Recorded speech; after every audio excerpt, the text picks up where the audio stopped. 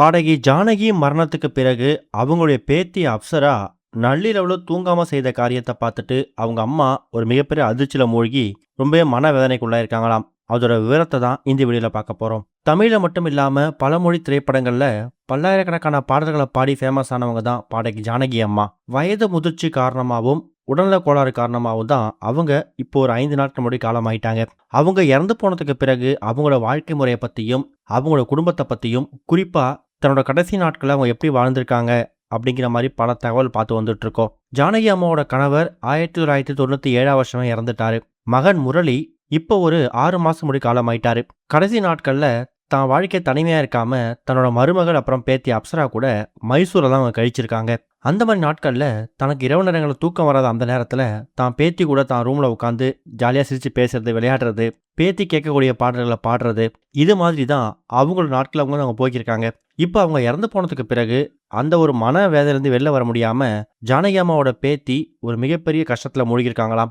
எந்த ஒரு ரூம்ல எந்த ஒரு பெட்ல தான் கூட சிரிச்சு பேசி சந்தோஷமா இருந்த தான் பாட்டி இப்ப தான் கூட இல்லையா நினைக்கும் போது அந்த கஷ்டத்துல இருந்து அவங்கள மீண்டு வர முடியல. தன்னோட பாட்டி இறந்துட்டாங்க அப்படிங்கிற விஷயத்தையே அவங்க நம்ப முடியாம துடிதுடிச்சிட்டு இருக்காங்களாம். ஒரு முறையும் ஜானகி அம்மா ரூமுக்கு போகும்போது அவங்க அம்மா கிட்ட பாட்டி இங்கதான் படுத்திருப்பாங்க, இங்கதான் என்கிட்ட வந்து தண்ணி கேட்பாங்க, இங்கதான் நான் அவங்களுக்கு டேப்லெட் கொடுப்பேன், அவங்க இறந்து போறப்ப கூட என்னை கூப்பிட்டு என் கையை பிடிச்சுக்கிட்டாங்க அப்படிங்கிற மாதிரி சொல்லி சொல்லி அழுதுகிட்டே இருக்கிறாங்களாம். ஒரு நாளும் அவங்க குடும்பத்தில் இருக்கக்கூடிய சோகமான விஷயங்கள், சந்தோஷமான விஷயங்கள், இது எதுவாக இருந்தாலும் அது எல்லாத்தையும் பாட்டியோட ரூமில் உட்காந்து அவங்க 2 பேரும் மாற்றி மாற்றி ஷேர் பண்ணிக்கலனா அந்த டே வந்து அவங்களுக்கு ஃபுல்ஃபில் ஆகாது அப்படிங்கிறது ஜானகி அம்மாவுக்கும் அவங்க பேத்திக்கும் இருக்கக்கூடிய ஒரு பெரிய நம்பிக்கை. அதனாலவோ என்னவோ தெரியல, தான் அம்மா கூட அவங்க டைம் ஸ்பெண்ட் பண்ணுறதை விட தான் பாட்டி கூட தான் அதிகமாக டைம் ஸ்பெண்ட் பண்ணுவாங்களாம். வேலைக்காகவோ படிப்புக்காகவோ வெளியூர் போயிட்டா கூட வீட்டுக்கு வந்ததுக்கு அப்புறமா ஜானகி அம்மாவை ஃபர்ஸ்ட் தேடுறது அவங்க பேத்தி தானா. இப்படி தான் பார்த்து வளர்ந்த தன்னோட பாட்டி இப்போ தான் கூட இல்லை, இதுக்கப்புறமும் இருக்க போகிறது இல்லை, அவங்க இறந்துட்டாங்க அப்படிங்கிற செய்தி தாங்காம பேத்தி அப்சரா நள்ளிரவு தூங்க முடியாமல் ரொம்ப கஷ்டப்படுறாங்க.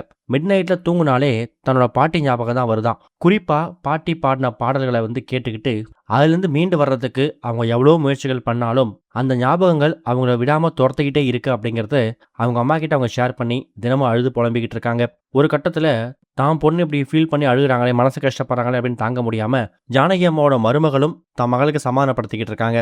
பாட்டி வந்து எங்கேயும் போல, நம்ம கூட தான் இருக்காங்க, இதோ இந்த பெட்ல தான் அவங்க உயிர் போச்சு, அவங்க இங்கே படுத்திருக்காங்கன்னு நினச்சிட்டு அவங்க பாடலில் பாட விட்டு கேட்டு உன்னை நீயே வந்து சமாதானப்படுத்திக்கோ, பாடல்கள் மூலிமா பாட்டி நம்ம கூட இருக்கிறாங்க அப்படிங்கிற விஷயம்தான் நமக்கு இதோட ஒரே நம்பிக்கைன்னு தன்னோட மகளை சமாதானப்படுத்திக்கிட்டு இருக்காங்க. இது வரைக்கும் கனெக்டிங் டிவிக்கு சப்ஸ்கிரைப் பண்ணனா மறக்காம சப்ஸ்கிரைப் பண்ணிக்கங்க. உடனடி அப்டேட்ஸ் பெறுவதற்கு நோட்டிஃபிகேஷன் பெல்லையும் கிளிக் பண்ணிக்கங்க.